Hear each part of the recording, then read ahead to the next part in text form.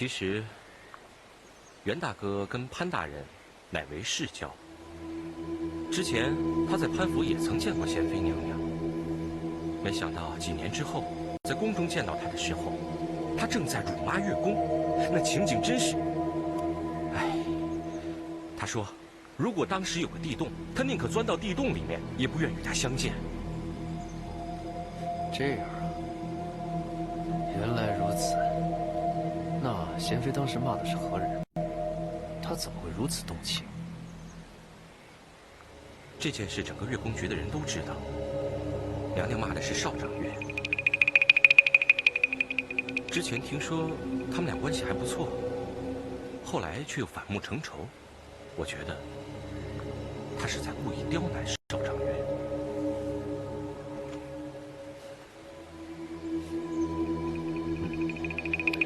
明白。来，请。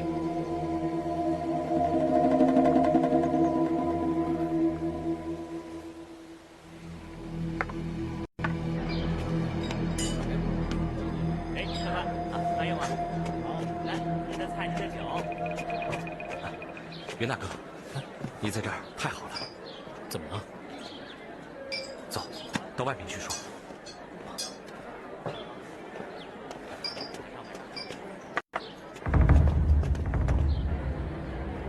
想不到我进宫走一圈，也会引来汪直的调查。袁大哥，你近日还是小心些好。如果有人在查问此事，你要与我说的一致才行。我明白，看来是有人想借此事针对青子宫。后宫勾心斗角之事无风都起浪，现在的贤妃大概已经懂得生存之道了，你不必为她担心。是啊，杨勇，汪直此人绝非等闲之人，你要想替令兄平反，绝对要小心汪直。我知道。之前我没有告诉你，是因为怕你年轻气盛，冒失丢了自己的性命。现在我可以把事情的原委全都告诉你。事情是这样的，武皇爷当初得罪了汪直和万贵妃。有一次皇上出巡，遇到了窝头山的猎户刘勇，上山打猎，差点误伤了皇上。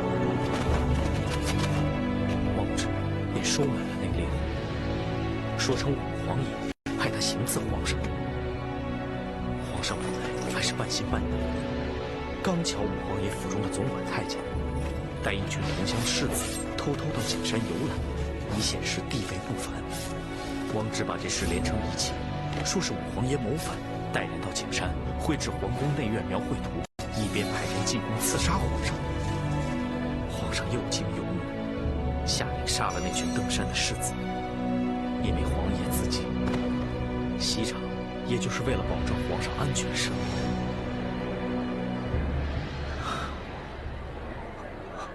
汪直也就成了长工，成了权倾朝野的大太监。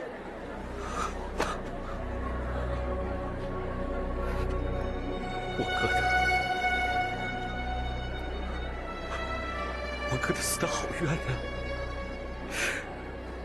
死得好冤呐！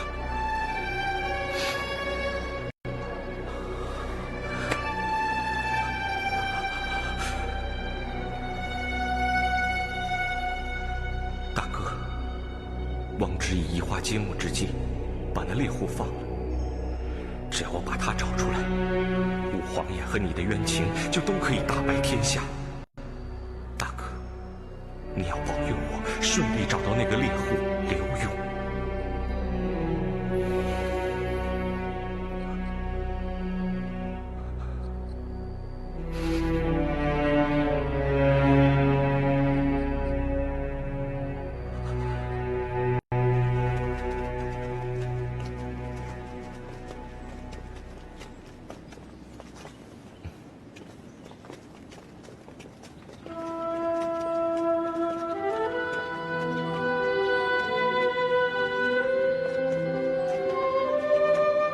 我这2天不用当值，正好回趟乡下。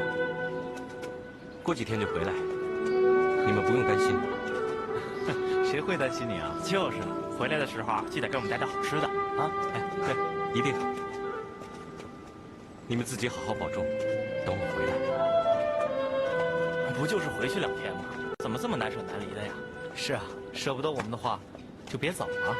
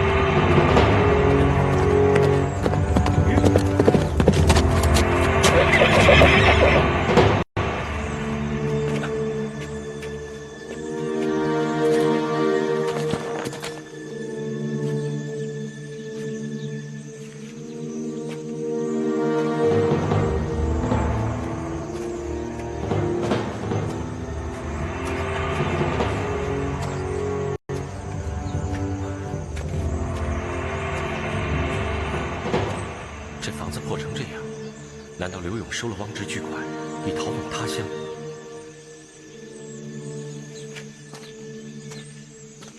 你找谁？请问刘勇是住在这儿吗？你找他什么事儿？我有点事儿想问他。你想问他？那就进来问吧。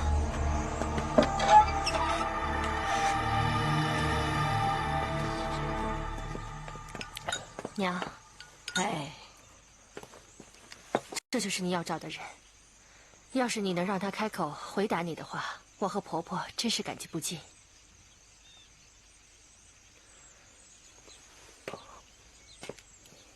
你就是刘勇，你怎么会变成这个样子？汪直不是已经给了你好处吗？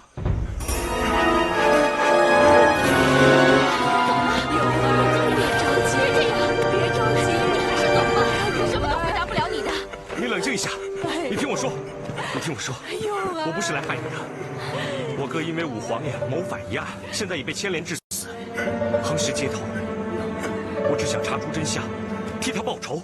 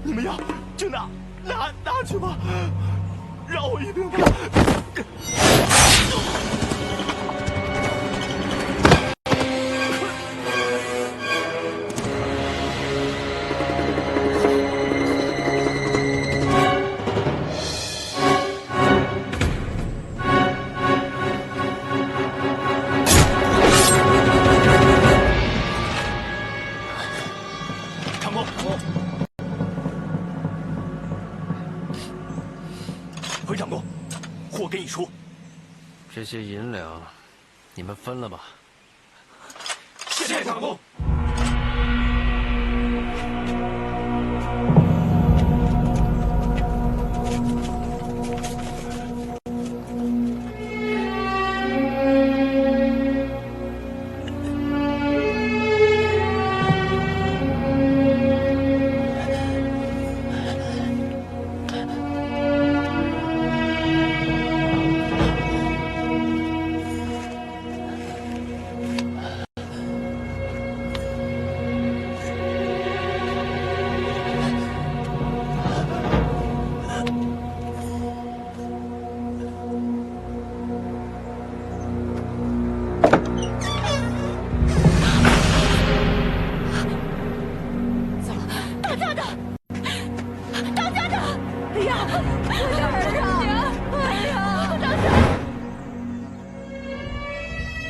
刘大嫂，他怎么会弄到如此田地？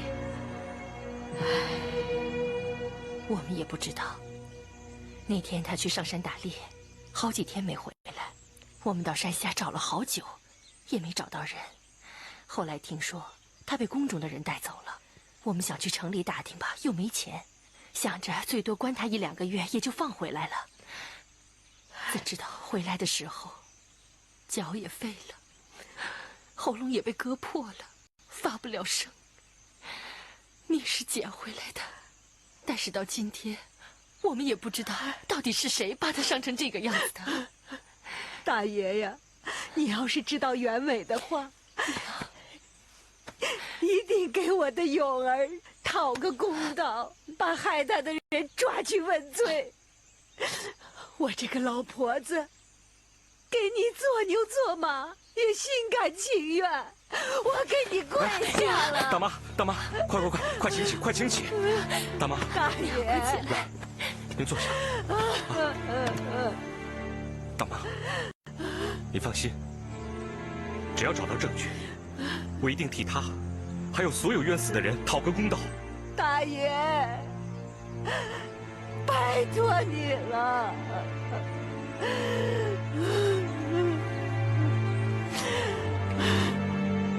刘大哥，害你的人是不是王直？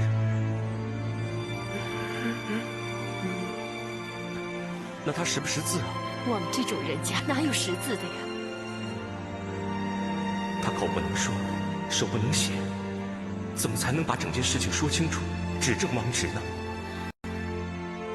公子，我们也知道沉冤难雪，你要是为难的话，我们也不会怪你。那有没有替他请过大夫？我们家里这么穷，哪有钱请大夫？他回来以后，我就上山采了一些草药，给他敷着止血，这才让他活了过来。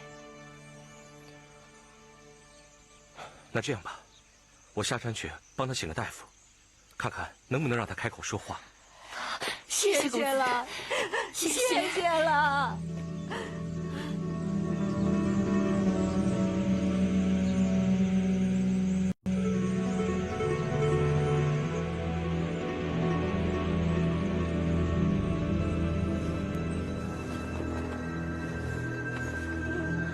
大夫，他怎么样？还能治好吗？说句实话，在下行医多年，还从未见过伤得如此之重还能活下来的人。就是咽喉上这一刀，阎王爷已经守在身边，准备收人了。他能够活下来，就说明他已经是福大命大。我尽量一试吧。那就好，有劳大夫了。先别谢我，这非一朝一夕之事，我也没有多大的把握。我知道，大夫，你只要尽心医治他，我们就很感激你了。这银子，你拿着，不够的话，我日后再补上。我现在就给他针灸，刺激他的咽喉和周身的血脉。谢谢大夫，谢谢公子。勇儿啊，你可要快点好起来啊！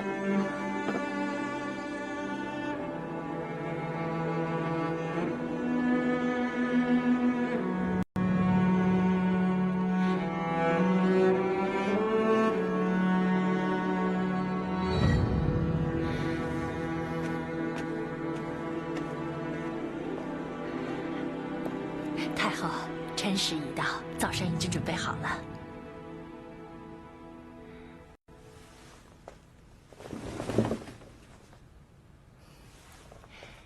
太后，该起床了。太后，该起床了。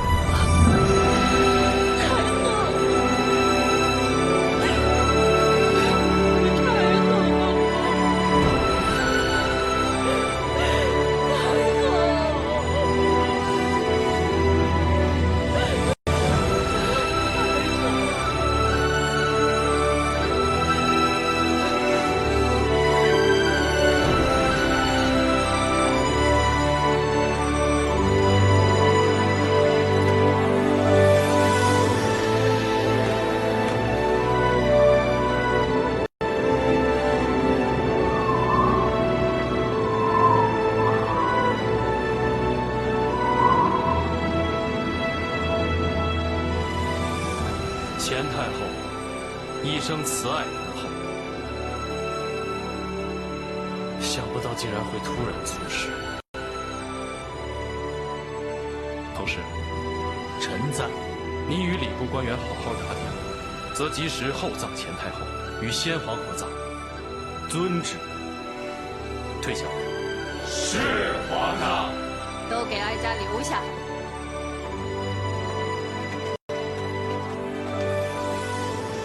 臣等参见太后。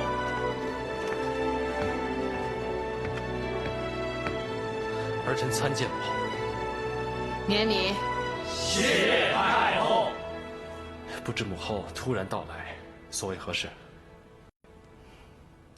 哀家和前太后侍奉先皇多年，情同手足。他的厚葬之事，哀家怎么能不在场呢？好，前太后乃是先皇皇后，儿臣也按祖宗惯例，将她与先皇合葬于皇陵。皇上，你把前太后安葬在皇陵，那哀家100年之后，你将把哀家安葬在何处？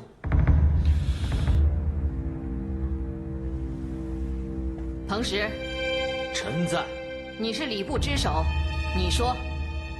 回太后，历代皇室一代之中只有1位太后，所以太后全都是随先皇合葬于皇陵之中。可眼下是2位皇太后并存，你说怎么办？你该不会认为哀家是多余的吧？下官不敢。但什么？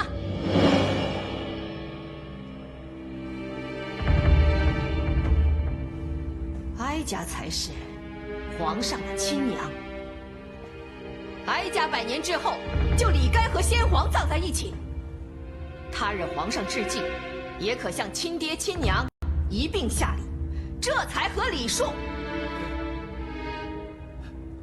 回太后，查明朝祖宗历法，历代皇上如不是皇后所生，则是其亲母以其太妃之身另葬他处。你住口！太后息怒！你们都给哀家听好了，前太后一生并无子嗣，她是一个没有福气的女人。她死后就不该和先皇葬在一起，另觅他地迁葬的是她，而不是哀家。皇上，这就是哀家的意见，回宫。儿臣恭送母后。恭送太后。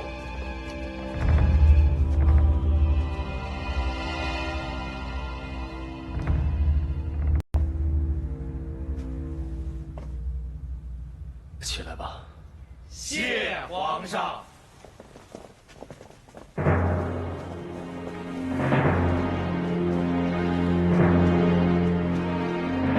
请周太后三思，请周太后收回成命，让前太后早日下葬。请周太后三思，请周太后收回成命，将前太后早日下葬。你们都听好了，要跪管跪下去！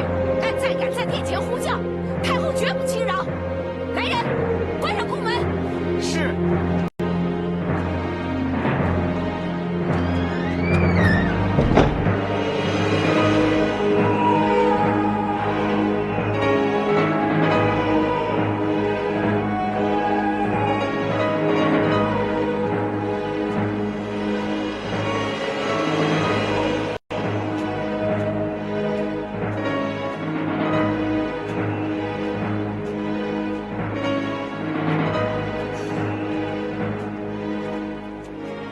春华姐，你叹什么气啊？还不是为了那些官员，他们为了钱太后到底该葬身何处，已在周太后宫门外跪了2天2夜。可是周太后到现在，还是不肯将钱太后葬在皇陵。周太后和钱太后不和一事，在宫中人尽皆知，有什么好奇怪的？我不是奇怪，是不明白。宫中的女人，一辈子争宠、争名分、争地位，到了死后还要争吗？春华姐淡泊名利，心地善良，当然不明白这些事了。你又调侃我，不是吗？以你往日跟贤妃的交情，但如今她是怎么对你的？咱们不提这事了。不提不提，那提点别的事吧。杨月宫告假回乡，未知归期，春华姐心里是不是空落落的？我哪有啊？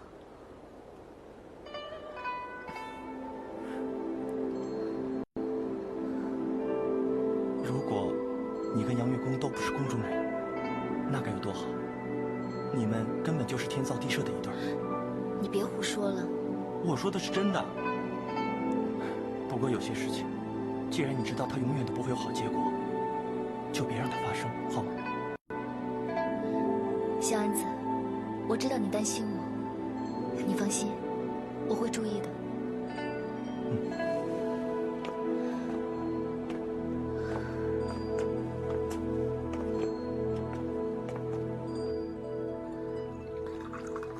皇上，人死不能复生，皇上应以龙体为重，别茶饭不思啊。钱太后一向视朕如己出，仁厚慈爱。如今突然离去，朕怎么能够不难过呢？钱太后之死虽来得突然，但据太医回报，太后离世之时，面容甚是安详，没什么痛苦，这也算是善终了。总比躺在床上挣扎多时才离去要好啊。话虽如此，钱太后往生之时，身边没有一个人在，也未留下只言片语。朕只想按照先例，把她与先皇安葬在一起，也遭到母后的反对。她要朕把钱太后安葬在别处。葬礼之事，周太后也要干涉，难怪皇上会心烦。可不是嘛！你说我要是听从了母后之言，把钱太后安葬在别处，那是有违先命，也与礼不合，令众臣不能信服。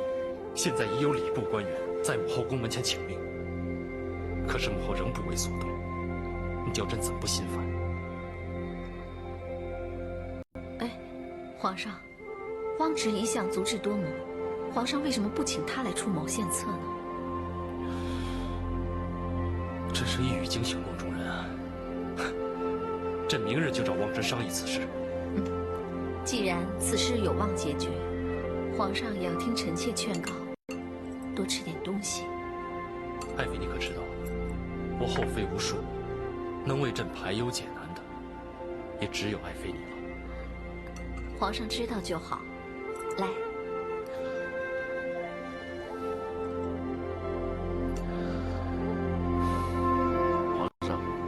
一朝两太后已经开创了先河，何不来一个一灵二太后呢？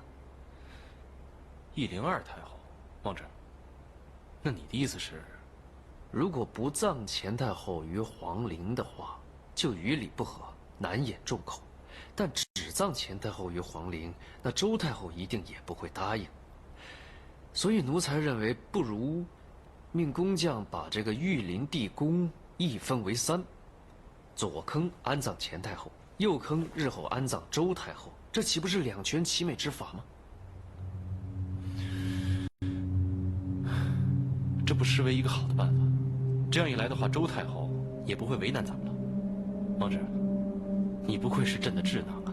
不过，皇上，奴才有个请求，虽然这个方法是奴才想出来的，但希望皇上别在太后面前提及，那就推说是那个彭大人提议便可以了。坐吧。是。谢皇上。这又是为何？因为彭大人是臣子，如果太后有抱怨的话，他也不便干预朝政。但如果说是奴才说的，可能奴才日后做事就不太方便了。王侄啊，你不愧是心思缜密。朕就依你所言，只要钱太后能好好的安葬，朕尽一功。谢皇上。周太后驾到！恭迎太后！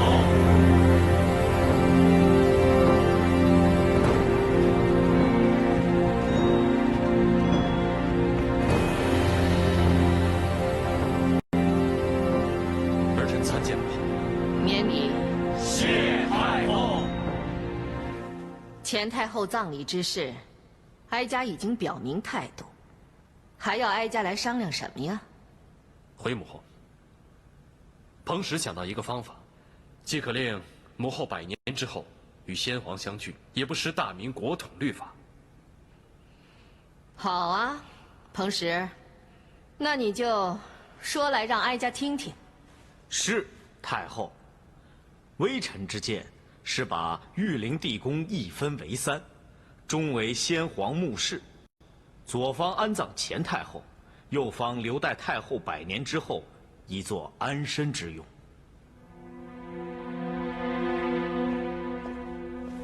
汪直参见太后，不知太后宣召奴才有何吩咐？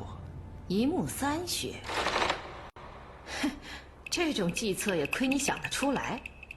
汪直，哀家从前是小看你了。回太后。葬礼之事，该由礼部主持，与奴才无关。你别在这惺惺作态，谎话连篇。哀家到处安插耳目，你不是不知道。奴才该死，奴才该死！奴才这样做，完全是为了帮皇上分忧。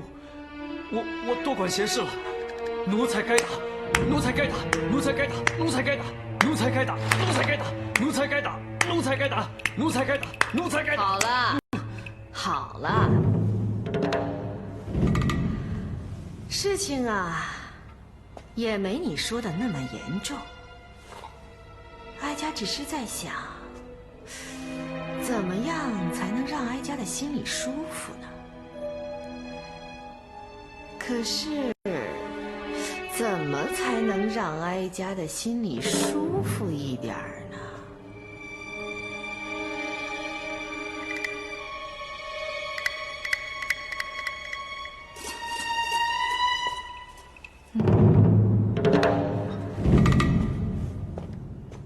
不管太后有何吩咐，汪直一定万死不辞。汪直啊，事情没你想的那么严重。你能不能在墓穴施工的时候，偷偷的叫人把左坑通向中坑的那个通道给哀家死死的堵住？总而言之，哀家不想100年之后还和那个钱太后共享一夫。回禀皇太后，这乃小事一桩，奴才一定办到，请太后放心。这样就好。如果太后没什么吩咐，奴才就先行告退了。退下吧。是。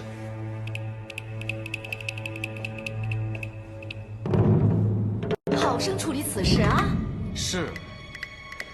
周太后啊，周太后，死后还要阻止先皇与钱太后相见，你可真是天下第一善妒妇人。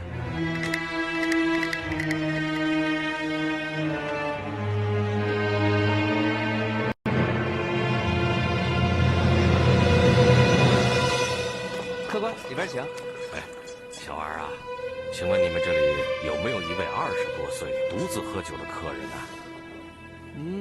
是说那边那位吗？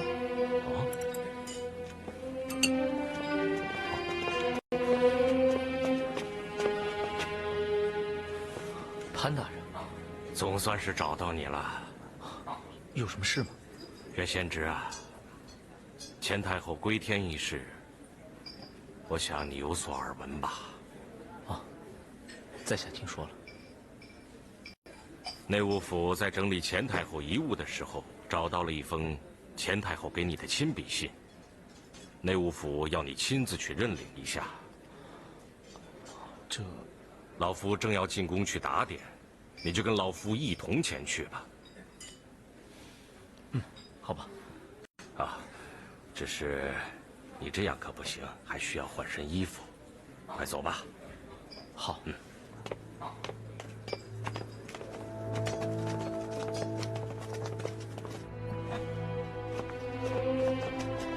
太后猝逝，虽未留下遗言，可在清点遗物的时候，却发现留下了数封书信，交代了一些后事。太后可能早就知道她的大限之期已至，只是我们不敢相信，也不愿细听啊。潘大人不要过于伤心了。这些书信也明确地列明了太后所赠娘娘、大人和这位袁公子之物。待你们看过信之后，可去内务府取回太后所赠的贵重之物。杨公公，我们还想在此宫殿再次缅怀一下太后，不知方便与否？这没问题，我就留下福源，等你们走后，关好门窗便是。娘娘，奴才告退。退下吧。是。多谢公公。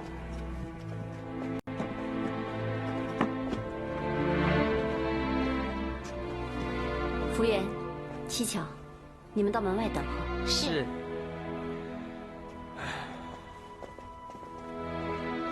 想不到，时隔几天而已，我们就和太后天人永隔了。义父不要太伤心，身体重要。庆子，从今往后，我们钱潘两家，可就全靠你这贤妃娘娘在宫中照顾了。义父放心，本宫有言在先，绝不食言。好。贤侄啊，太后所留之信，讲的是何事啊？这是太后给在下的举荐信，在下可凭此信恢复旧职，也可凭此信到其他各部效命朝廷。贤侄，太后临死之前都没有辜负这个承诺，可见你的确是个可造之才。千万不要再颓废下去，辜负了太后的一片苦心呐！太后和潘大人的美意，袁某感激于心。但袁某已过惯闲云野鹤的生活，再入仕途，恐怕难以胜任。袁公子，人过留名，雁过留声。你何不为百姓、为朝廷尽一份力，也为自己设计一个好的前程？他日便留名于世。留下美名，并非一定要靠功名利禄，锦衣玉食，也未必代表那个人有多么出色。贤侄此言差矣，淡泊功名，那是那些穷酸秀才没有机会自我安慰的一些言辞。现在机会摆在你的面前，你可千万要抓住机会啊！好，让在下慢慢细想。贤侄，你要好好想清楚才是啊。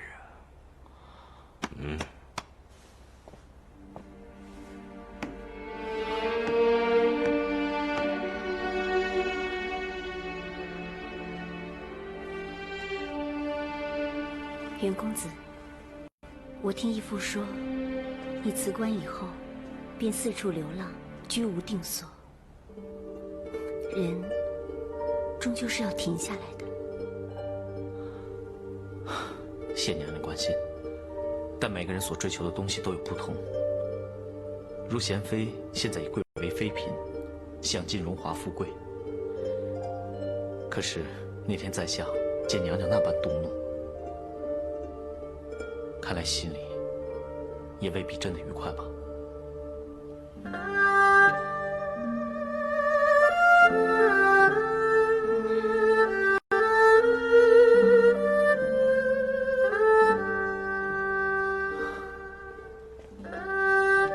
在下知道，在后宫之中，犹如困兽斗，但还是希望娘娘能够好好珍重，也希望娘娘不要在此迷失了心性。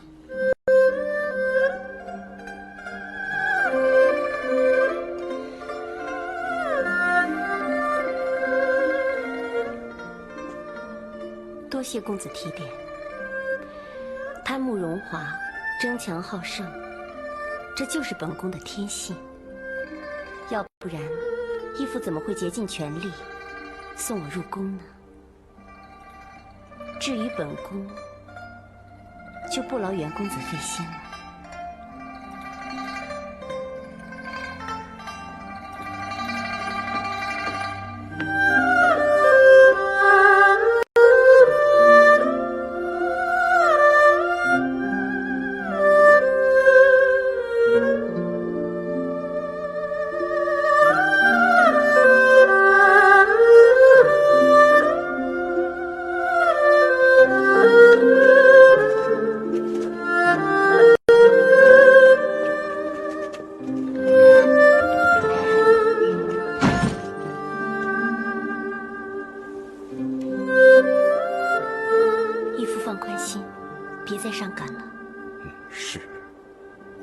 先行回宫，不做远送了。是。日后有空，随时召老臣进宫相见。义父放心吧。恭送娘娘。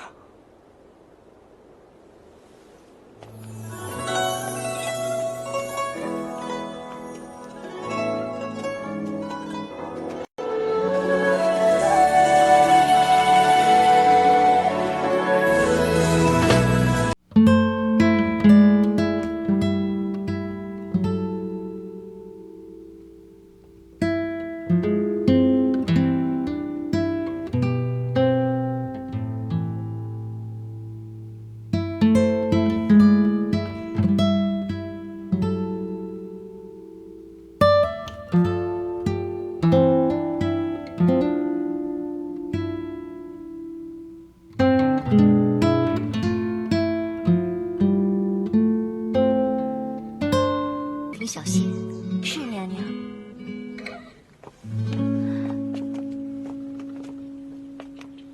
春华，姚月宫还没回来。我也不知道。自从他离开宫中之后，我就没有在乐谱房或是其他地方看到他了。我也不便四处打听。钱太后的丧期已过，宫中的歌舞宴会停了也有些日子了。可能他已经回来了，只是暂时还没有被传召进宫。也许吧。我们还是别谈这些了，万一隔墙有耳，被人听到就不好了。也是，你也别太牵挂了。我哪有啊？你说没有就没有吧。哎，我去给你看样东西。走，你看，这是什么？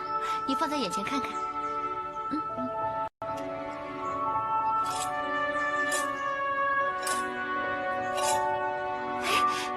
里头还会变，这叫什么来着？这个呢叫万花筒，是西域的贡品，皇上赏赐给你的吧？皇上见我闷闷不乐，所以赐给我解闷的。其实皇上对你挺好的，你呀，也不要总是这么多愁善感的，让自己快乐点，别那么难受。我知道，可是心不由己啊。不想这些了，来，你看看多好看，看看，来，转一下，是不是花样又变了？是啊，变化好多，好看吗？真是太好看了。在下知道，在后宫之中犹如困兽斗，但还是希望娘娘能够好好珍重，也希望娘娘不要在此迷失了信心。迷失信心，还不是被逼出来的吗？害我在袁公子面前出丑，少春华败韩晓，这笔账早晚也要跟你们算清。娘娘，你没事吧？没事，看他们能高兴多久。